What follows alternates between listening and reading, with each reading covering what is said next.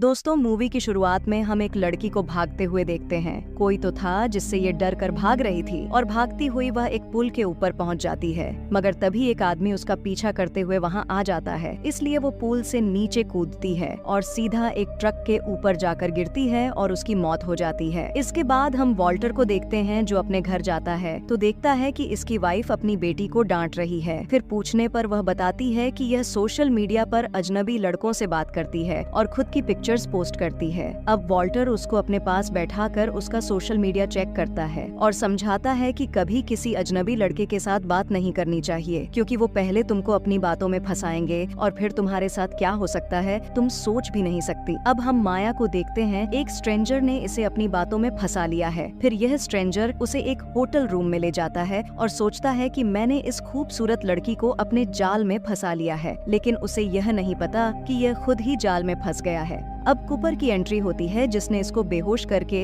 इसकी सर्जरी करवा देता है और इसको कहता है कि मैं सोसाइटी की गंदगी दूर कर रहा हूँ। दूसरी तरफ जब वह ट्रक ड्राइवर ट्रक का माल खाली करता है तब उसे उस लड़की की डेड बॉडी मिलती है और वो पुलिस को बुला लेता है। फिर वॉल्टर की एक कलीग वॉल्टर को बताती है कि इस लड़की की उम्र लगभग 30 साल है। इसके शरीर पर कई चोटों के निशान हैं। अब वॉल्टर कहता है कि ड्राइवर से पूछो क्या वह पेट्रोल भरवाने के लिए कहीं रुका था और वह जितने भी पुलों के नीचे से गुजरा है उन सभी की जांच करो। फिर शेरिफ वॉल्टर को बताते हैं कि उस लड़की की रिपोर्ट में हमें यह पता चला है कि उसको नशा देकर बेहोश रखा गया था। उस लड़की के कान के पर्दे फटे हुए थे। लगता है किलर ने उसे बहुत ही ज्यादा टॉर्चर किया है। अब हम मिशेल को देखते हैं। यह वॉल्टर की साथी है और उसे लाइक करती है। फिर वॉल्टर मिशेल को एक लिस्ट देता है और कहता है कि मुझे इन लड़कों की डिटेल चाहिए। ये वे लड़के हैं जिन्होंने मेरी बेटी की प्रोफाइल चेक की थी। फिर वो यह लिस्ट मिशेल को देकर वहाँ से चला जाता है। फिर सुबह पुलिस उस पुल का पता लगा लेती है जहाँ से वह लड़की कूदी थी।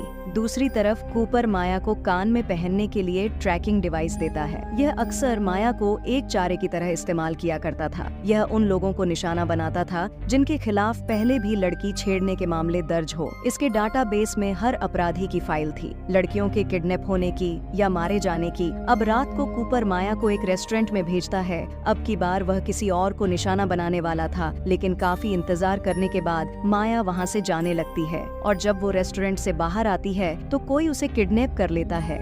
फिर थोड़ी देर बाद कूपर जब वहाँ पर आता है तो उसे पता चलता है कि माया जा चुकी है। अब कूपर अपनी कार में बैठकर उसे ट्रैक करता है। अब कूपर बहुत तेज गाड़ी चलाने लगता है क्योंकि जिसने भी माया को किडनैप किया था वो उससे काफी दूर था, मगर तभी उसकी कार का एक्सीडेंट हो जाता है और उस कार में से एक बूढ़ा निकल कर आता है। कूपर उसे कहता है मैं बिल्कुल ठीक हूँ, तुम ठीक हो, मगर वह बूढ़ा कूपर को जाने नहीं देता और पुलिस को बुला लेता है। वह पुलिस को कहता है कि शायद इस आदमी ने शराब पी रखी है और इसने मेरी गाड़ी को भी ठोक दिया है। इसलिए पुलिस वाले कूपर को पुलिस स्टेशन ले जाते हैं और उसके लैपटॉप की जांच से पता चलता है कि उसने 100 से भी ज्यादा लोगों की प्रोफाइल ओपन कर रखी थी। तभी शेरिफ बताता है कि यह पहले जज थे, फिर किसी ने इनकी फैमिली को मार दिया और उसके बाद इन्होंने अपने काम से इस्तीफा दे दिया। फिर पूछताछ में कूपर कहता है कि फालतू के सवाल पूछना बंद करो, एक लड़की की जान खतरे में है और उस लड़की का ट्रैकर भी बंद हो चुका है। फिर बहुत सारी पुलिस उस लड़की को ढूंढने जाती है और ये ट्रैकर पुलिस वाले को उसी पुल के पास ले जाता है जहाँ पहले वाली लड़की ने कूदकर अपनी जान दे दी थी। फिर उन्हें पास में ही बड़े से घर के बारे में पता चलता है और जब वो घर के अंदर जाते हैं तो वो घर पूरी तरह से खाली था,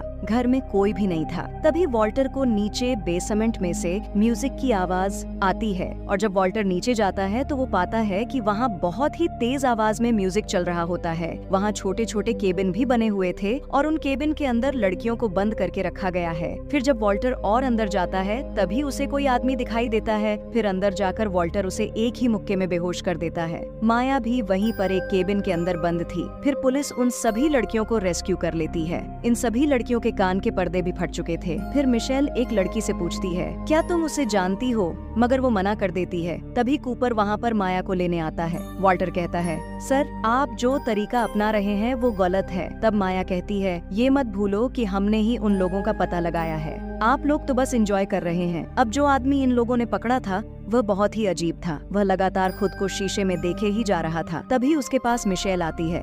वह पूछती है, क्या तुम्हारा नाम साइमन है? वह सरफिरा कुछ नहीं बोलता। फिर मिशेल उससे पूछती है, क्या तुम्हें वकील चाहिए? लेकिन साइमन मना कर देता है। अब इसके बाद उस घर की अच्छे से छानबीन की जाती है और उसमें बहुत सारे सबूत मिलते हैं, जिससे पता चलता है कि यहाँ बहुत सारी लड़कियों को मारा गया है। जो लड़कियाँ वहाँ से बची थीं, उनके फैमिली वाले उनसे आकर मिलते हैं। एक आदमी को अपनी बेटी के लिए रोता देखकर वॉल्टर भी इमोशनल हो जाता है। फिर वो घर जाकर अपनी बेटी को निहारता है। अब अगले दिन जब वॉल्टर पुलिस स्टेशन जाता है तो उसे मिशेल बताती है कि यह 3 घंटे से लगातार बिना हिले खुद को शीशे में देख रहा है और मुझे इसके दिमाग में घुसने में परेशानी हो रही है। यह बहुत ही अजीब है। अगले सीन में हम देखते हैं कि 6 पुलिस वाले उस घर के बेसमेंट में छानबीन कर रहे थे। तभी किसी ने वहाँ पर जहरीली गैस छोड़ दी और उन सभी को मार दिया। फिर शेरिफ गुस्से में साइमन के पास जाता है और उससे पूछता है कि वहाँ क्या चल रहा है। वहाँ 6 पुलिस वाले मारे गए हैं। फिर साइमन जोर जोर से रोने लगता है और साइमन कहता है कि ये एक खेल है, तुम सब मरोगे। साइमन हर बात को 3 बार रिपीट किया करता था। फिर मिशेल उसे शांत करके उससे पूछती है कि तुम्हारे पास पैसा कहाँ से आता है? वह बताता है कि मुझे पैसा सेंटा क्लॉज देकर जाता है। फिर शेरिफ मिशेल को बाहर बुलाकर कहता है, अगर ये हमें कुछ भी नहीं बता रहा तो हम इसे कोर्ट में पेश कर देंगे, फिर इसे सजा मिल जाएगी। अब रात हो जाती है और हम बिट और उसके साथी को देखते हैं, जो अपनी ड्यूटी खत्म करके अपने घर जाने लगते हैं। फिर बिट अपने साथी को कार में बैठने के लिए कहकर कुछ सामान लेने चला जाता है और कार स्टार्ट करते ही उसमें विस्फोट हो जाता है, जिससे उसका साथी मारा जाता है। तब शेरिफ वॉल्टर से कहता है, हमें ये केस जल्द सोल्व करना होगा।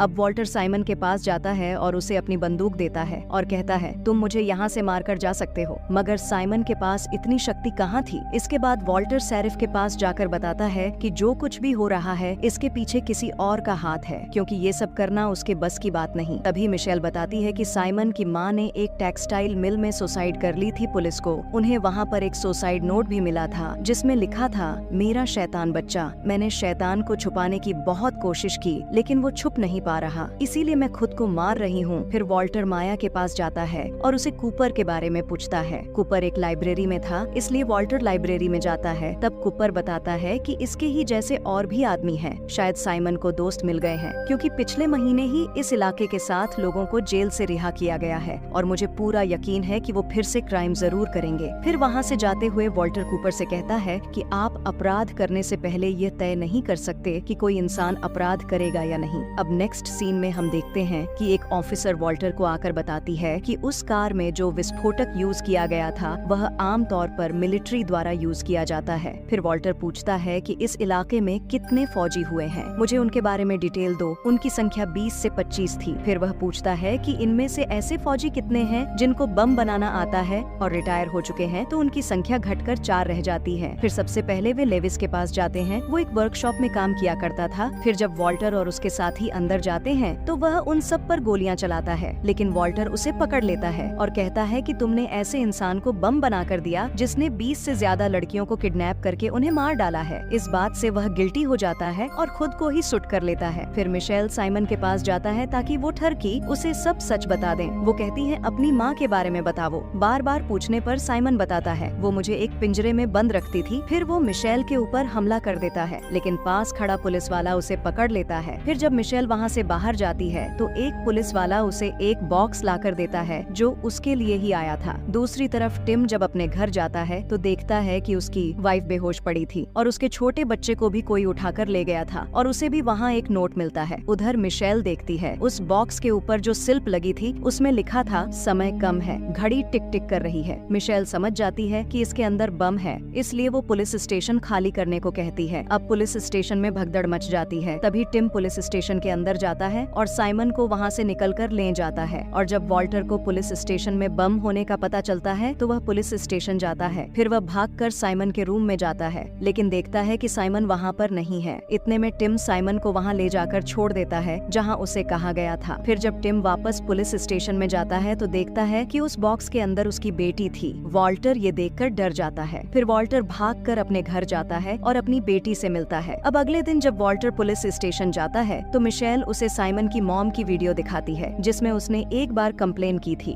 कि साइमन का बाप बहुत ही बुरा इंसान है, वह उसके साथ अक्सर गलत करता है, लेकिन कहीं भी साइमन के बाप का नाम नहीं लिखा होता। फिर ये कूपर की मदद के लिए उसे पुलिस स्टेशन बुला लेते हैं। फिर शेरिफ पता लगाने के लिए कहता है कि जिस टेक्सटाइल में साइमन की मॉम ने खुदकुशी की थी उसका ऑनर कौन था। तो पता चलता है कि वो फैक्ट्री किसी डेविड नाम से से रजिस्टर्ड थी। उसने हाल ही में एक रिपोर्ट लिखवाई थी कि उसका कूपर के साथ कार एक्सीडेंट हुआ है। अब कूपर समझ जाता है कि उस रात जब वह लारा को ट्रैक कर रहा था तो वो एक्सीडेंट जानबूझकर किया गया था। फिर उसके घर का एड्रेस पता करके पुलिस वहाँ पहुँच जाती है। जब वे घर के अंदर जाकर देखते हैं तो पाते हैं कि साइमन ने अपने बाप को मार डाला है। पूछने पर साइमन बताता है कि वो मेरा टेडी बियर नहीं दे रहे थे। फिर अचानक से उसकी पर्सनैलिटी चेंज हो जाती है। वो मिशेल को गाली देकर कहता है, अगर तुम ये जानना चाहती हो कि मैंने उन लड़कियों के साथ क्या किया तो मुझे मेरा टेडी बियर दे दो। फिर मिशेल उस टेडी बियर को उसके मुंह में ठूंस देती है। अब यहाँ से उसे दोबारा लॉकअप में बंद किया जाता है तो वो अपना सारा खाना टेडी बियर के ऊपर डाल देता है। तभी वहाँ कूपर आता है और बताता है कि किसी ने माया को किडनैप कर लिया है और मेरे पास माया के अलावा खोने को कुछ नहीं है। फिर वे दोबारा साइमन के पास जाते हैं और साइमन से पूछते हैं कि माया कहाँ है। साइमन कहता है अभी वो जिंदा है लेकिन घड़ी की सुई चालू है, जाकर ढूंढो उसे। अब सैरिफ उससे तंग आ गया था इसलिए वह उसे कोर्ट में पेश करने के लिए कहता है। फिर अगले दिन वे उसे जब कोर्ट में पेश करने के लिए ले जाते हैं तो मिशेल वॉल्टर को कहती है कि तुम यही रुको, मैं जाऊंगी क्योंकि माया अभी भी गायब है, तुम उसको ढूंढो। अब जब साइमन को कोर्ट ले जाया जा रहा था तब कूपर अपनी कार में उसका पीछा करता है क्योंकि वो नहीं चाहता था कि साइमन कोर्ट जाए। कोर्ट में जाने पर वह कभी भी नहीं बताएगा कि माया कहाँ है। वॉल्टर पुलिस स्टेशन में साइमन के सीईटी कैमरा फुटेज देख रहा था। तभी वह नोटिस करता है कि पहले की फुटेज और बाद की फुटेज में फर्क है। दोनों में जो आदमी है वे अपने अलग अलग हाथों से पेंटिंग कर रहे हैं। फिर वह समझ जाता है कि साइमन एक नहीं दो हैं। फिर वह उनके पीछे जाने लगता है। रास्ते में मिशेल पूछती है कि माया कहाँ है, लेकिन इतने में कूपर अपनी कार से उनकी कार को टक्कर मार देता है और उनकी कार पलट जाती है। फिर वह साइमन को बाहर निकालता है और उससे पूछने की कोशिश करता है कि माया कहाँ है। इतने में वहाँ पर एक और कार आकर रुकती है और उसमें से एक आदमी कूपर को शूट कर देता है और मिशेल यह सब कुछ देख रही थी। वह दूसरा आदमी कोई और नहीं बल्कि साइमन का जुड़वा भाई था। फिर साइमन कहता है कि मुझे मिशेल अच्छी लगती है। फिर वे मिशेल को भी कार से बाहर निकालते हैं और अपने साथ ले जाते हैं। अब थोड़ी देर में वहाँ पर वॉल्टर पहुँच जाता है। वॉल्टर घायल पुलिस वाले से पूछता है कि वे कहाँ गए हैं। वह बताता है कि उन्होंने किसी विंटरबग नाम की जगह का जिक्र कर रहे थे। फिर उनकी टीम सर्च करती है कि विंटरबग आखिर है क्या। उन्हें पता चलता है कि ये किसी झील का नाम है। दूसरी तरफ साइमन और उसका भाई विंटरबग पहुंच जाते हैं। वहां चारों तरफ बर्फ थी और जमी हुई एक झील। फिर वे माया और मिशेल को एक कपड़े में पैक कर देते हैं और उनके ऊपर पेट्रोल छिड़क कर उन्हें तालाब के ऊपर छोड़ देते हैं। फिर साइमन का भाई जलती हुई बॉल से उनके ऊपर निशाना लगाता है। अब साइमन इस चीज को देखकर खूब एंजॉय कर रहा था, लेकिन कुछ ही देर में वहाँ पर पुलिस आ जाती है। साइमन और उसका भाई जंगल की तरफ भाग जाते हैं। जब वॉल्टर मिशेल को बचाने जाता है तो देखता है कि उस तालाब की परत बहुत ही पतली थी। फिर वे दोनों लड़कियां ही धीरे धीरे चलकर वॉल्टर के पास आ जाती हैं। फिर वॉल्टर मिशेल को एक गन देता है और फिर वे दोनों उन भाइयों को ढूंढने जाते हैं। वे छुप छुप कर पुलिस वालों को मार रहे थे। साइमन का भाई मिशेल को पकड़ लेता है और दूसरी तरफ वॉल्टर देखता है कि साइमन एक बॉडी के साथ खेल रहा है। फिर वह उसे पकड़कर तालाब के बीच में ले जाता है और साइमन जोर जोर से चिल्लाकर अपने भाई को बुलाता है। तभी उसकी आवाज सुनकर साइमन का भाई मिशेल को गन पॉइंट पर लेकर वहाँ आ जाता है और कहता है कि साइमन को छोड़ दो। वॉल्टर कहता है, मुझे तुम्हारी आवाज नहीं सुनाई दे रही है, थोड़ा पास आकर बोलो। फिर साइमन का भाई थोड़ा और पास आता है और मिशेल के पांव के पास गोलियां चलाकर कहता है, मैं इसको तालाब में गिरा दूंगा वरना मेरे भाई को छोड़ दो। फिर वॉल्टर साइमन को कहता है कि अगर तुम अपने भाई को प्यार करते हो तो जाकर उसे कस के गले लग जाओ। फिर साइमन अपने भाई के पास जाने लगता है। उससे पहले साइमन का भाई वॉल्टर को गोली मार देता है और जैसे ही वे दोनों भाई मिलते हैं, प्रेशर के कारण झील की बर्फ टूट जाती है और वे दोनों झील में गिर जाते हैं और दोनों ही भाई मछली की तरह छटपटा रहे थे, मगर कोई भी उन्हें नहीं बचाता और देखते ही देखते वे दोनों भाई डूब जाते हैं और ये मूवी खत्म हो जाती है।